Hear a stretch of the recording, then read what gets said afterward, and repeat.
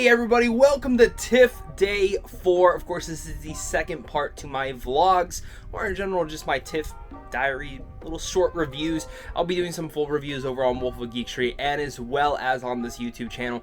Today's first film is Dashcam. Now, this film is directed by the guy who did Host last year on Shudder. If you guys didn't get to see that, that was a really unique and interesting horror film, all filmed during the pandemic, all over Zoom. I really enjoyed that, so I've been pretty excited to see what he has up his sleeve for this next horror film. Don't know anything other about it than the fact that it's called Dashcam, and I'm assuming that it takes place all over a Dashcam. This is going to be interesting. Thank you once again, guys, for joining. Make sure to hit that like and subscribe button, as well as comment down below your guys' thoughts. What film are you most looking forward to? Which films at TIFF did you get to see any? Let's discuss it all down there, and of course, let's just have some fun and dive right into Dashcam. Let's go.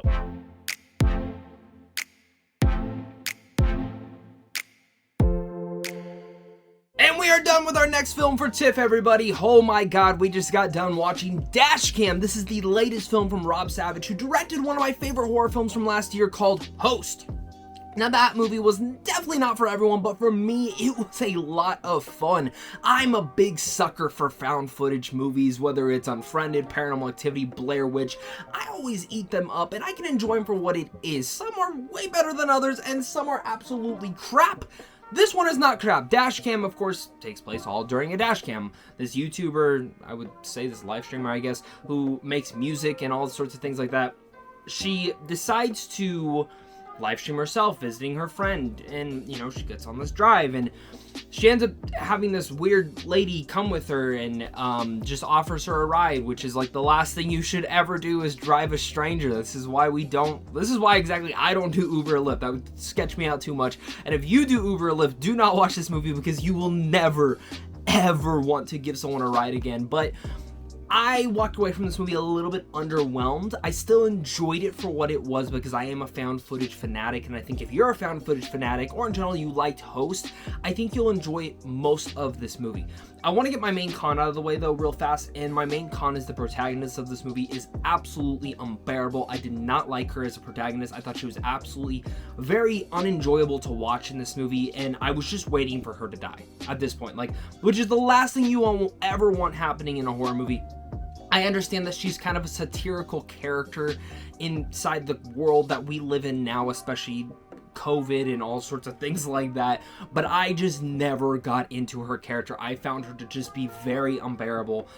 But with that said, I was still engaged because I wanted to find out the mystery of what was going on here. And you don't get explanations at all, which not every found footage film needs to provide you with those explanations, but I do think they needed a little bit more just there, just a little bit, because there's a lot that happens in this movie, and I think as a discussion as film fanatics, this is something that I think will be fun for us horror fans.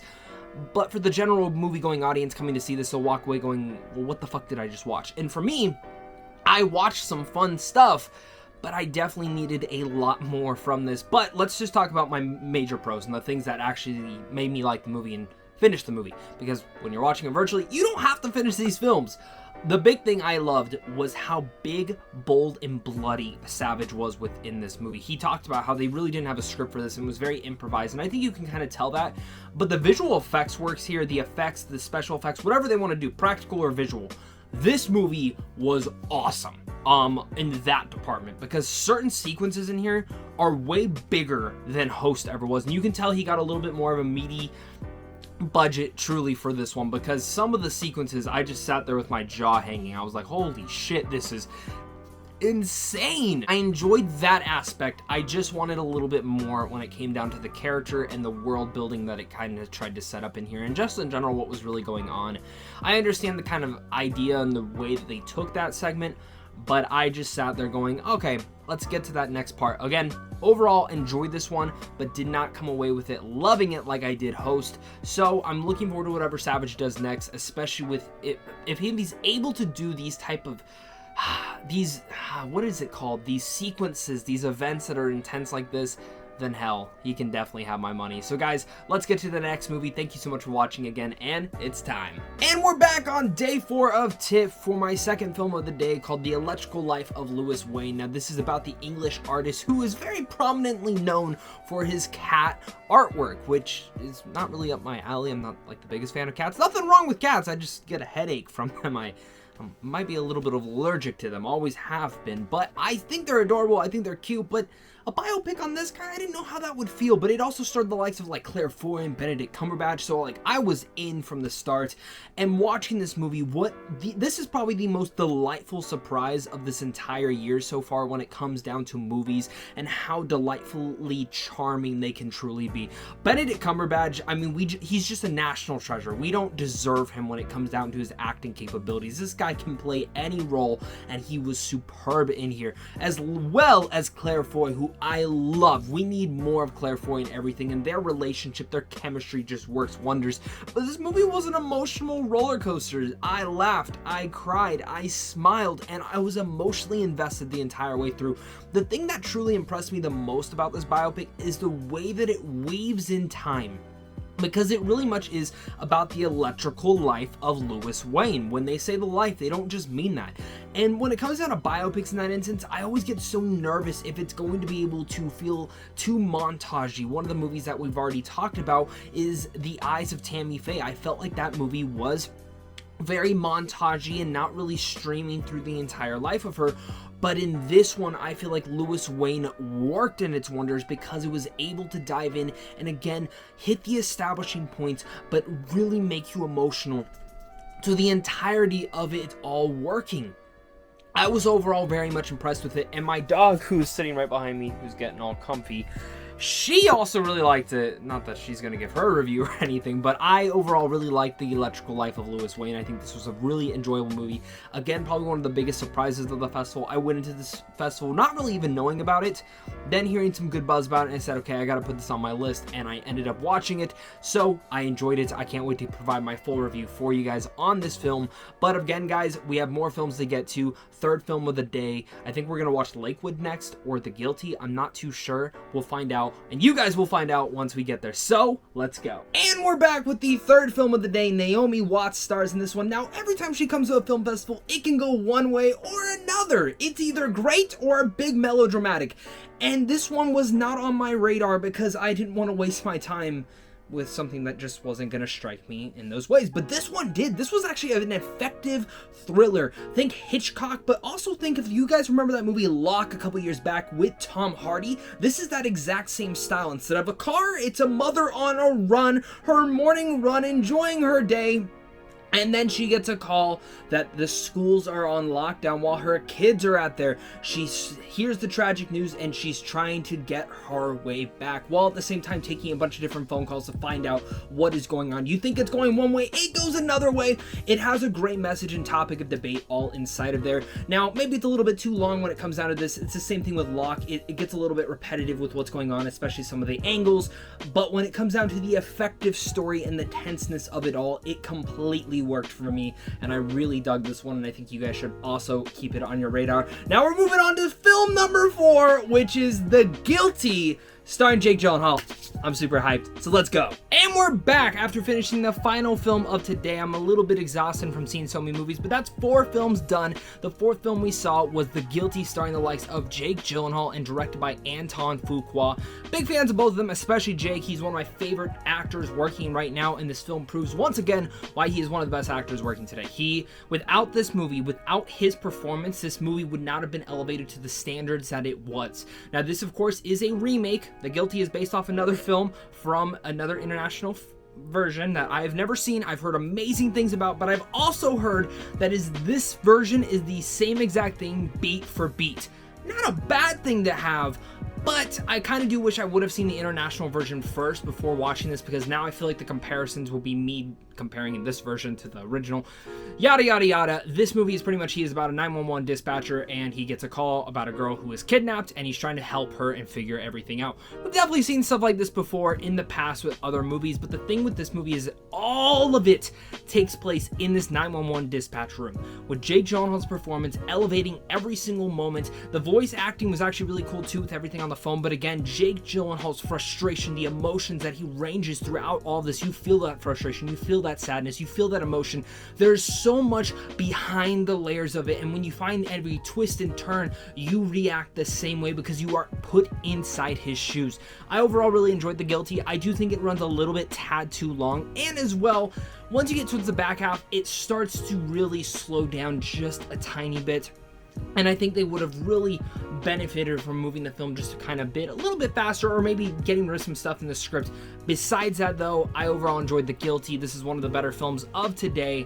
Not my favorite of the festival yet. I think the Aloners still is, or Encounter, but still, we got a couple more days of TIFF to go, and it's time to get back to those. So I'll catch you guys on the next day. Let's go. Hey, everybody, we are done with the next film. I'm Your Man. This stars the likes of Dan Stevens, which I'm a big fan of, and he plays a humanoid robot who is created to love one girl for all of her capabilities, and I really like this international film. This is actually his first international movie that he's ever done. He speaks German. Who the hell knew that? I didn't. But this has a great cast, a great dynamic, and really one of the big things that I loved about this was the story itself and how it was really diving into the connections that we have with one another as human beings, and just in general, where maybe we don't feel like other people understand us, maybe they do. Everything about seeing this robot, it wasn't about the robot taking over the world or anything like this. It was a subtle, sweet, delightful, and charming film that made me smile, kind of got me emotional, and I overall really dug this. Definitely keep this one on your radar. All right, guys, here we go. I finished The Survivor. This is, of course, stars the likes of Ben Foster, who honestly, if he does not get nominated for this movie, I will be absolutely shocked. This isn't just his best and most impressive performance, it's his most transformative yet. The guy lost 65 pounds to play an Auschwitz survivor, and then gained it back for all the boxing scenes and for the present scenes. You know, it flashes back and forth. This is an intense, emotional ride that is all about one man and his PTSD to the past that he has left behind and survived. He's called the Survivor for a reason. He's a professional boxer now, but of course before that, he was in Auschwitz and dealing with all that, and how did he survive?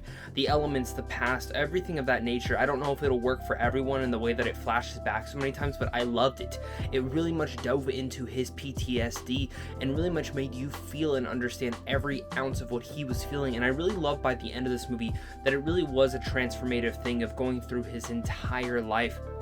You see him at one point and then it moves to the next point, and it just continuously does this, and not just focusing in on the boxing or even the past, but really much his present and who he is now and how this has all shaped him. Again, Ben Foster is phenomenal. This is easily my favorite performance of his. If he is not nominated for this, I will be so mad because he is incredible in this. Everyone else is pretty good as well. Great cast, really good directing. A little bit too long, but other than that, I adored The Survivor, and right now this is my favorite film of TIFF. Keep this one on your guys' radar. But of course, let's move on to the next day of TIFF. Don't really know what film I'm going to be watching today because there's so many different ones, but it's really coming down to a calm before the storm, and then it's time to kind of dive in and do a bunch of other reviews for the channel, for TIFF, and full-blown things like that. But of course, thank you so much for watching, guys. Let's move on. We are done with TIFF 2021. I ended up only watching one more movie called A Silent Night, which I absolutely really dug. This has Keira Knightley, Roman Griffin Davis, I think his name, the kid from Jojo Rabbit who stole the entire show. This is a very bleak, like super bleak, but really bold Christmas movie that I didn't know where the hell it was going when it started. I was like, oh, this is whimsical, this is fun. And then it takes a twist and I'm like, that's why they're all gathering? Well, damn, this is very depressing. I really dug this one overall, and this is actually one of my more favorite ones of the festival. Again, it's bleak, it's disturbing. It's not going to be for everyone, but it's highly entertaining by the end of the film, and it has a poignant piece on family and friends, and in general, just some of the other elements of that all. I really overall dug this one. Again, will not be for everyone, but this is a Christmas movie that I will absolutely be thinking about for quite a while. Plus, Lauren Ball's score is so good. But guys, that's it for TIFF 2021. This was a fun time. You know, I only think I saw like 12 or 13 movies. I could be wrong. I didn't see too many this year.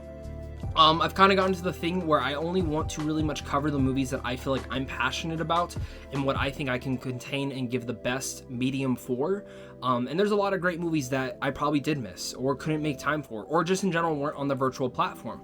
but I very much implore you guys to look up a lot of other people who also covered Tiff videos, and you know, I'll be doing standalone videos for these and also standalone written reviews over on my website, Wolf of Geek Street. So if you want to get a little bit more insight on everything, make sure to go to those links down below. Of course, you're already on the YouTube channel, but this is the second part of my entire like vlogging style of these, and I had fun doing it. So if you guys are new here, make sure to hit that like and subscribe button, as well as comment down below your guys' overall thoughts on Tiff coverage 2021. Did you get to watch anything? Are you in Canada? Did you go to Tiff? Or what are you most looking forward to that I got to discuss? You know, I missed out on Dune, Spencer, and a couple others, but I will be seeing Dune at the New York Film Festival. I bought my ticket. I'm gonna fly out for literally less than 24 hours, and I'll be vlogging the entire thing. So I'm excited. First time in New York, first time seeing Dune, and I'm really, really excited for that all. But again, guys, thank you so much for watching this, and of course, until next time, stay classy.